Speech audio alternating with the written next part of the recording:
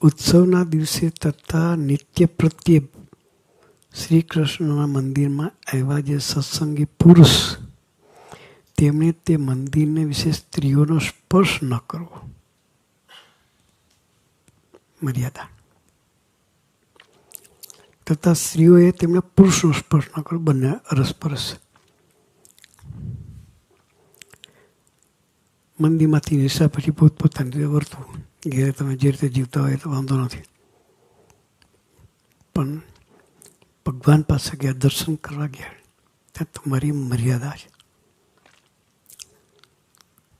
શિક્ષાપત્રી આપણને ભગવાન જે આપી છે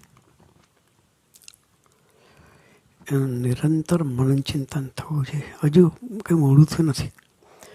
56 શ્લોક છે. રોજ એક કરીએ તો 50 દિવસો પૂરા થઈ જાય.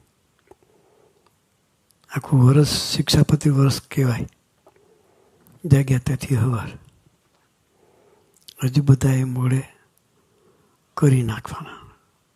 સિલેક્ટ કરીને સંતોએ કાઢ્યા છે.